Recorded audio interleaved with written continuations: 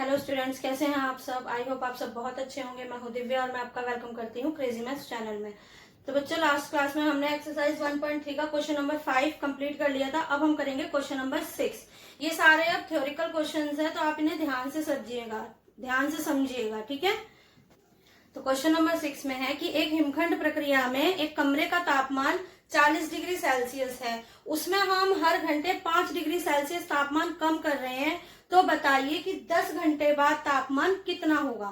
तो सबसे पहले तो हम ये देखेंगे तापमान है कितना, 40 डिग्री सेल्सियस। अब आप लोग देखिए तापमान कितना है, 40 डिग्री सेल्सियस।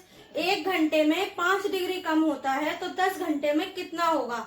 जब हमें एक से ज्यादा नंबर्स बनाने हो, जैसे 1 घंटे का दिया है और 10 घंटे का पूछ रहा है, तो हम हमेशा मल्टीप्लाई करते हैं। और अगर हमें 10 घंटे का दिया हो और 1 घंटे का निकालना हो, तो हम डिवाइड करते हैं। कम से ज्यादा बनाने के लिए मल्टीप्लाई होता है और ज्यादा से कम बनाने के लिए डिवाइड होता है। अब हम हर घंटे का 5 जोड़ेंगे। अगर मान लीजिए 10 ना होके ये 50 होता, तो क्या 50 बार हम 5 को जोड़ते? नहीं, हम क्या करेंगे, डायरेक्ट 50 को 5 से मल्टीप्लाई कर देंगे, ठीक है। इसके लिए मैं आपको एक छोटी सी चीज समझाती हूँ। देखिए, जैसे हम 2 का टेबल लिखते हैं, इस तरह से लिखते हैं। 2 1 2, 2 2 4, 2 1 2, 2 2 4, 2 3 6, 2 4 8, इस तरह से लिखते हैं। अब मान लीजिए हमें 2 पंजे निकालना है। 2 पंजे कितना होता है, 10। अब इसी को अगर हम 5 बार जोड़ दें तो भी हमें 10 ही मिलेगा। तो इसका मतलब ये है, किसी संख्या को जितनी बार जोड़ा जाए, हमें जो आंसर मिलता है उतने नंबर से ही उसे मल्टीप्लाई कर दिया जाए, तो हमारा आंसर सेम आता है। जैसे यहाँ पर 2 पंजे 10 और 2 को 5 बार जोड़ने पर भी 10 ही आया है।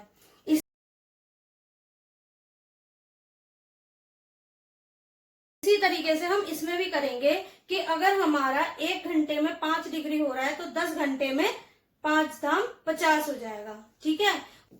कि अब कमरे का तापमान कितना होगा, कहाँ 40 था, अब उसमें 50 डिग्री कम हो गया। 50 डिग्री कम हो गया है, तो हम देखेंगे कितना कम हुआ, ये निकालेंगे कि अब उसका तापमान कितना है। तो चलिए अब हम स्टार्ट करते हैं क्वेश्चन नंबर 6। सबसे पहले हम लिखेंगे कमरे का तापमान। तो हमारा कमरे का तापमान है 40 डिग्री सेल्सियस। 1 घंटे में तापमान कम हुआ 5 डिग्री सेल्सियस। अब हमें कितने घंटे का निकालना है, 10 घंटे। तो 10 घंटे में तापमान कम हुआ 10 का निकालना है, तो क्या करेंगे, 10 से 5 को मल्टीप्लाई कर देंगे, तो हमें आंसर मिल जाएगा 50 डिग्री सेल्सियस। यानी कि हमारा 10 घंटे में 50 डिग्री तापमान कम हो गया। अब हमें निकालना है कि 10 घंटे बाद तापमान कितना है। 10 घंटे बाद कमरे का तापमान, अब देखिए पहले था 40 डिग्री सेल्सियस। अब क्योंकि कम हुआ है, क्योंकि अब तापमान कम हुआ है, तो हम क्या करेंगे, माइनस यानी घटाएंगे। अगर तापमान बड़ा होता तो हम उसे जोड़ते, अभी कम हुआ है तो माइनस करेंगे। अब इन्हें माइनस करने से हमारा आंसर आ जाएगा -10 डिग्री सेल्सियस। क्यों? क्योंकि बड़ी संख्या हमारी माइनस की है, इसलिए साइन भी माइनस का ही आएगा। तो हमारा क्वेश्चन नंबर 6 कंप्लीट हो गया है। अब हम करेंगे क्वेश्चन नंबर 7। तो देखिए क्वेश्चन नंबर 7 में वो हमसे कह रहा है, एक क्लास है जहाँ एक टेस्ट हो रहा है जिसमें 10 क्वेश्चन आए हैं। सही आंसर के लिए वो 5 अंक देते हैं, गलत आंसर के लिए वो -2 अंक कर देते हैं, मतलब कि 2 अंक घटा देते हैं उसमें से। और अगर कोई क्वेश्चन अटेम्प्ट नहीं किया जा रहा है, तो उसके लिए 0 मार्क्स मिलते हैं। ना ही कुछ प्लस होता है, ना ही कुछ घटाया जाता है। पहला पॉइंट उसने दिया है कि मोहन जो है वो 4 क्वेश्चन के आंसर सही देता है और 6 क्वेश्चन के आंसर वो गलत दे रहा है, ठीक है। तो बताइए कि उसने कितने अंक प्राप्त किए हैं। दूसरा पॉइंट उसने कहा है कि रेशमा जो है वो 5 सही उत्तर देती है और 5 गलत उत्तर देती है। 2 पॉइंट हो गए। हिना जो है उसने सिर्फ 7 ही क्वेश्चन के आंसर दिए हैं, जिसमें 2 का उत्तर सही दिया है और 5 का उत्तर गलत दिया है। तो बताइए उसने कितने स्कोर किए। सबसे पहले हम निकालेंगे कि मोहन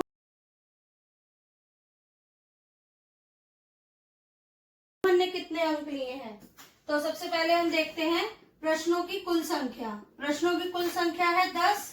सही उत्तर के लिए अंक 5 अंक दिए जाते हैं और गलत उत्तर के लिए 2 अंक काट लिए जाते हैं। अगर कोई क्वेश्चन अटेम्प्ट नहीं किया है तो उसके लिए 0 अंक दिए जाते हैं।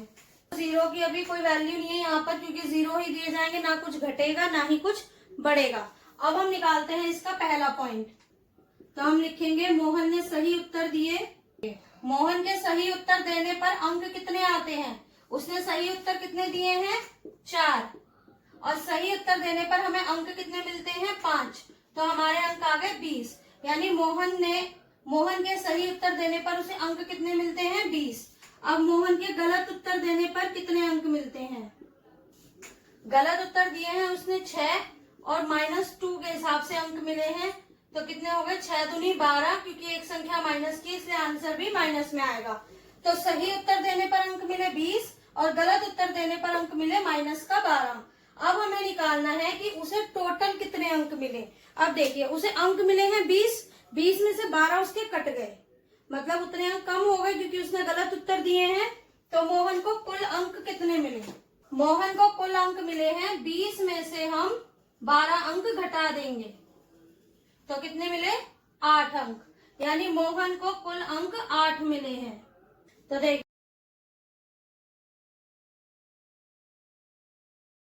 रेशमा को सही उत्तर देने पर कितने अंक मिले हैं?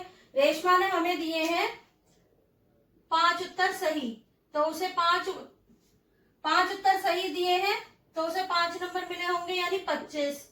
और गलत उत्तर उसने दिए 5, जिसमें उसको -2 के हिसाब से अंक मिले, तो वो मिले हमें -10। अब हम निकालेंगे कि रेशमा को कुल कितने अंक मिले, यानी 25 में से 10 को माइनस कर देंगे। 25 में से 10 माइनस करेंगे तो हमें मिलेगा 15। मतलब रेशमा को कितने अंक मिले हैं? 15 अंक मिले हैं। अब हम निकालेंगे हिना को कितने अंक मिले हैं। तो देखिए सबसे पहले तो हिना ने कितने उत्तर दिए हैं? केवल 7 उत्तर दिए हैं, जिसमें उसने 5 गलत और 2 सही उत्तर दिए हैं। तो हिना को सही उत्तर देने पर अंक कितने मिलेंगे? 2 ही सही उत्तर दिए हैं उसने, तो 5 से मल्टीप्लाई करने पर आ जाएगा 10 अंक। और गलत उत्तर कितने दिए हैं? 5। इसे भी -2 से मल्टीप्लाई करेंगे क्योंकि -2 कटते हैं, यानी -10। तो उसे सही उत्तर देने पर अंक मिले 10 और गलत उत्तर देने पर मिले -10। अब उसे कुल कितने अंक मिले हैं? दोनों को माइनस कर देंगे तो हमारा आंसर आ गया 0। मतलब उसे कुल अंक 0 मिले हैं। तो ये आ गया हिना का। तो इसमें हम ये कह सकते हैं कि मोहन को कितने अंक मिले, रेशमा को कितने अंक मिले और हिना को कितने अंक मिले, वो हमने निकाल लिया है। तो ये हमारा क्वेश्चन नंबर 7 कंप्लीट हो गया है। अब हम करेंगे क्वेश्चन नंबर 8। क्वेश्चन नंबर 8 में उसने हमसे कहा है कि एक कंपनी है जो सीमेंट की कंपनी है, उसमें अगर वो सफेद सीमेंट बेचती है तो एक बोरी पर 8 रुपए प्रॉफिट होता है, लाभ होता है। और सलेटी सीमेंट की बोरी बेचती है तो उसमें 5 रुपए प्रति बोरी के हिसाब से उसे लॉस होता है, हानि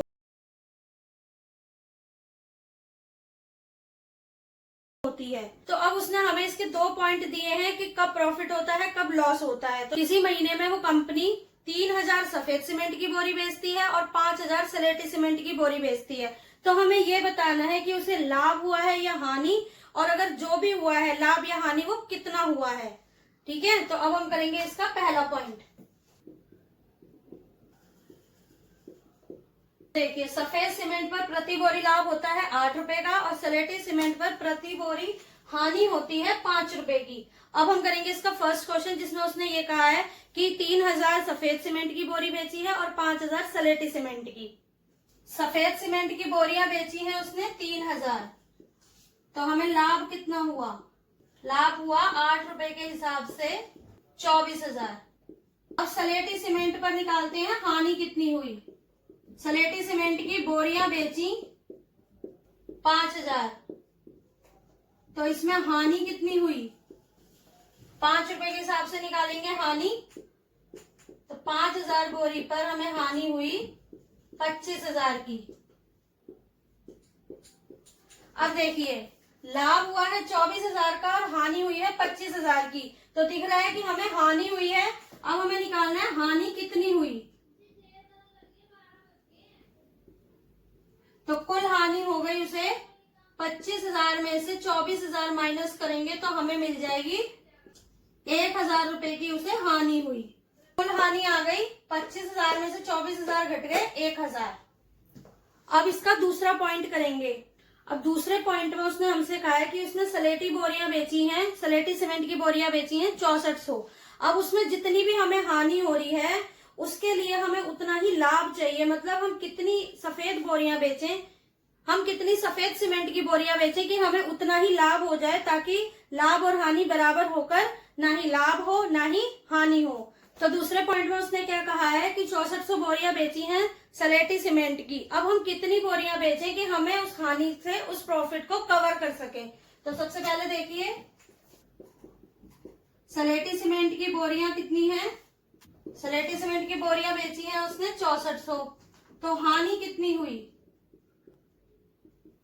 हानि हुई उसे 5 रुपए के हिसाब से 32,000 रुपए की उसे हानि हुई है। हमें 32,000 रुपए की हानि हुई है। अब वो कह रहा है इतनी ही तुम, अब उसने कहा है कि इतनी ही सफेद सीमेंट की बोरियां बेचनी है कि हमें 32,000 का ही प्रॉफिट भी होना चाहिए। तो देखिए हमें इतना ही प्रॉफिट, इतना ही लाभ चाहिए ताकि वो इससे कवर हो जाए। तो कितना लाभ चाहिए, सबसे पहले हमें पता है कि हमें 32,000 रुपए का लाभ निकालना है, और हमारा लाभ मिलता कितना है, प्रति बोरी हमारा लाभ है 8 रुपए का।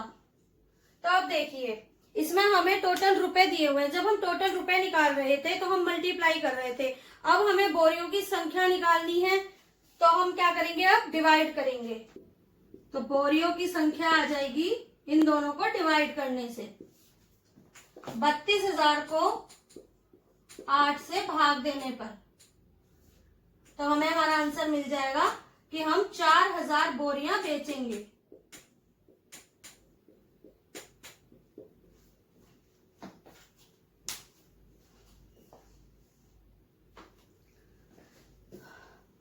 देखिए जब हम हानि या लाभ निकाल रहे थे तो हम बोरियों को उतने रुपए से मल्टीप्लाई कर रहे थे। अब हमें बोरियों की संख्या निकालनी है।